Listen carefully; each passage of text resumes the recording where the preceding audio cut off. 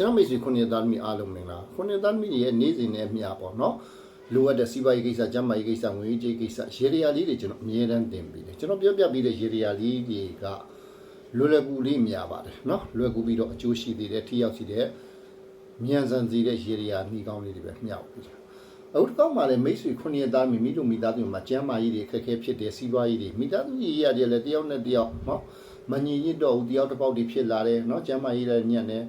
မိသားစုလိုက်ကြီးအလုပ်ပိုင်နေလုပ်ပြီးမယ်ပေါ့နော်ဘလို့မှပြည်လည်မှုတွေမရှိဘူးအခက်အခဲတွေကြုံတွေ့စုံတွေ့နေရတယ်ဆိုတဲ့မိသားစုတွေအခုကျွန်တော်ပြပြပြီးတဲ့ရေရာနီးတွေပြုလုပ်ဆရာကရန်ကုန်မြောက်ဗလာပါမြို့နဲ့6ဝိကားမှတ်တိုင်နဲ့နှီးပါတယ်နော်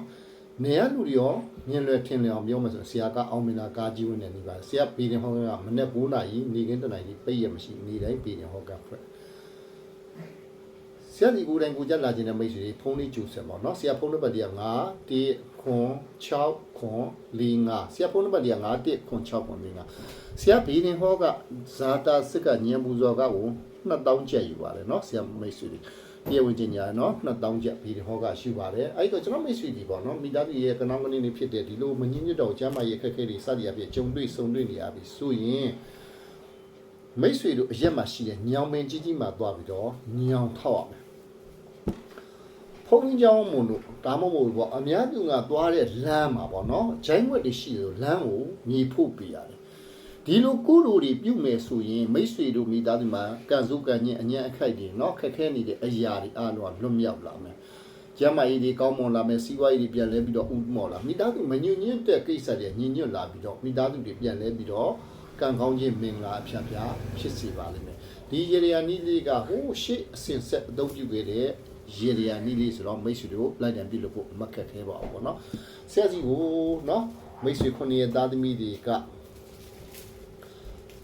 ကလေးနာမည်ပေးလို့ခြင်းနဲ့ကလေးနာမည်ပေးလို့ခြင်းနဲ့ဆိုတဲ့မိတ်ဆွေကျွန်တော်ကလေးနာမည်ပေးပြီးတေချာပြုလုပ်ပြီးတယ်တသက်ဆက်ဆောင်ရန်ရှောင်းရန်ဟော့စတန်နဲ့ကျွန်တော်ပြုလုပ်ပြီးတော့နော်ခုနှစ်သားသမီးအားလုံးမြည်သူမဆိုကျွန်တော်မိမိတို့ရင်တွင်းငယ်သားလှသမီးလှရေနာလေးတွေနမီလှလှလေးရွေးချယ်နာမည်ရွေးချယ်ပြီးတော့ဆရာအာမခံပြီးတယ်နော်ကလေးဘဝတူးတက်ခြင်းချမ်းသာခြင်းကြွယ်ဝခြင်းအောင်မြင်မှုအထွတ်ထိပ်ရစေတဲ့နာမည်ကိုခက်နဲ့လည်းညီအောင်ရွေးချယ်ပြီးတော့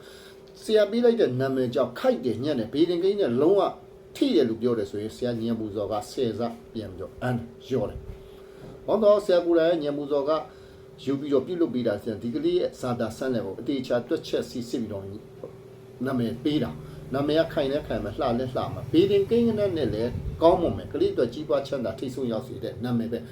တချို့ကိုဝင်ဆောင်နေတဲ့ဒီခွဲစိတ်မွေးဖွားမှာဆိုနေကောင်းရက်တာတွေရွေးပေးပါတယ်เนาะကျွန်တော်မိတ်ဆွေအားလုံးကြီးပွားချမ်းသာအောင်မြင်တိုးတက်အောင်ပွဲဆက်ပါစေ